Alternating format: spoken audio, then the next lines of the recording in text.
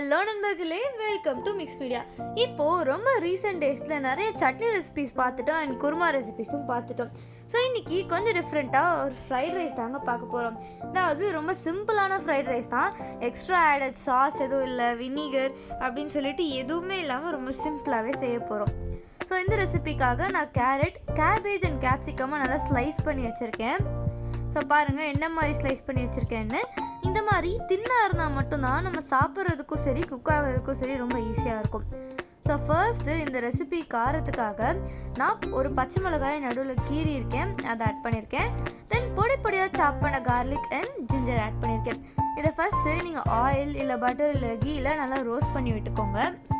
இதுக்கப்புறமா நம்மளோட வெஜ்ஜீஸ் எல்லாமே ஆட் பண்ணிக்கலாம். ஸோ இந்த ரெசிப்பியில் நம்ம சோய் சாஸ், டொமேட்டோ சாஸ் எதுவுமே ஆட் பண்ணல. வினிகர், லெமன் ஜூஸ் அப்படின்னு சொல்லிட்டு எதுவுமே இல்லை. சாட் மசாலா, ஆம்ச்சூர் பவுடர் எதுவுமே இல்லைங்க. ரொம்ப சிம்பிளாக வீட்டிலே செய்யலாம். அண்ட் இந்த ஃப்ளேவர் உங்களுக்கு ரொம்ப சிம்பிளாகவே கிடச்சிரும் நான் சொல்கிற மாதிரி பண்ணிங்கன்னா. இப்போ நம்ம கார்லிக் எல்லாத்தையுமே நம்ம ரோஸ்ட் பண்ணி வச்சுக்கோங்க. இந்த ரெசிபிக்கு நான் ஆனியன் எதுவுமே போடல. உங்களுக்கு வேணும்னு நினச்சிங்கன்னா நீங்கள் ஆனியன் சாப் பண்ணி ஆட் பண்ணிக்கலாம். ஸோ ஃபர்ஸ்ட்டு நான் நம்மளோட கேரட் ஆட் பண்ணிக்கிறேன்.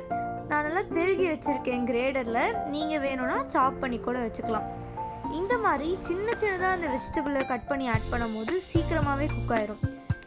இப்போது நம்மளோட கேபேஜ் ஆட் பண்ணிக்கலாம்.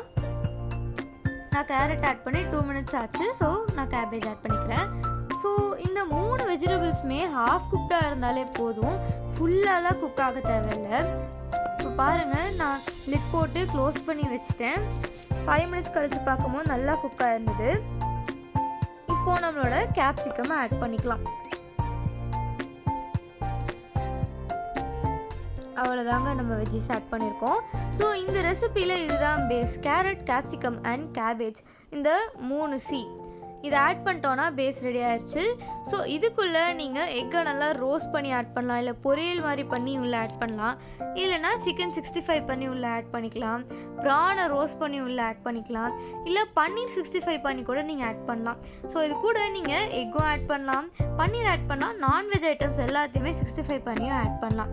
இப்போது இதையுமே நான் லிட் போட்டு க்ளோஸ் பண்ணி வச்சிடுறேன். ஒரு 5 minutes கழிச்சு ஓப்பன் பண்ணி பார்க்கலாம். இப்போது இந்த ரெசிபியோட மெயின் இன்க்ரீடியண்ட்டான அதிகமான ஃப்ளேவர் கொடுக்க போகிற ஒரு இன்க்ரீடியண்ட்டாக நம்ம செய்ய போகிறோம். இதுக்கு நமக்கு 3 பொருட்கள் தேவை. 1 ஸ்பூன் சர்க்கரை, 1 ஸ்பூன் பெப்பர் அண்ட் 1 ஸ்பூன் உப்பு. இந்த 3 பவுடர்ஸுமே நீங்கள் மிக்ஸ் பண்ணிவிட்டு இது கூட வேணும்னா நீங்கள் ஆரிகானோ ஆட் பண்ணலாம், இல்லைனா ஸ்கிப் பண்ணலாம். அது ஒரு இம்பார்ட்டண்ட்டான இன்க்ரீடியண்ட்லாம் கிடையாது. ஸோ இந்த 3 ஐட்டம்ஸுமே நல்லா மிக்ஸ் பண்ணி உங்களோட ஃப்ரைட் ரைஸில் ஆட் பண்ணிடுங்க. அவ்வளோதான், கடையில் கொடுக்குற மாதிரியான அதே ஃப்ளேவர் உங்களுக்கு கிடைக்கும். நான் இன்றைக்கி ஃப்ரைட் ரைஸை சீரக சம்பா ரைஸில் தான் பண்ண போகிறேன்.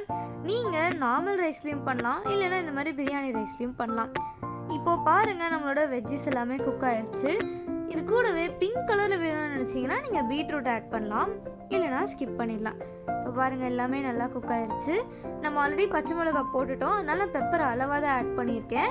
அண்ட் மிளகாத்தூள் எதுவுமே ஆட் பண்ணல. இப்போது நான் ஸ்டவ் ஆஃப் பண்ணிவிட்டு நல்லா ஆற வச்ச ரைஸை ஆட் பண்ணிக்கிறேன்.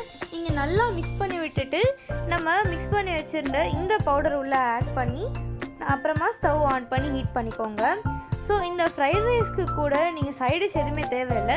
அப்படியே வேணும்னு நினச்சிங்கன்னா சிம்பிளான உருளைக்கிழங்கு பொரியல் பண்ணலாம், இல்லை paneer manchurian, chicken manchurian, egg manchurian அந்த மாதிரி சொல்லிவிட்டு நீங்கள் ஏதாவது பண்ணிக்கலாம். கண்டிப்பாக இது குழந்தைங்களுக்கான ஒரு லஞ்ச் பாக்ஸ் ரெசிபியாகவும் இருக்கும், ஒரு சிம்பிளான ஸ்நாக் ஐட்டமாகவும் இருக்கும், இல்லைனா ஒரு லஞ்ச் ஐட்டமாக கூட இருக்கும். ஸோ இதை நீங்கள் ஆஃபீஸ்க்கும் கொடுத்து அனுப்பலாம், குழந்தைங்களுக்கு ஸ்கூலுக்கும் கொடுத்து அனுப்பலாம். ரொம்ப டெலிஷியஸாகவும் இருக்கும், ஹெல்த்தியாகவும் இருக்கும். ஸோ இதே மாதிரி இன்னும் பல ரெசிபிஸ்க்காக நம்ம சேனலை சப்ஸ்கிரைப் பண்ணிவிட்டு காத்துருங்க.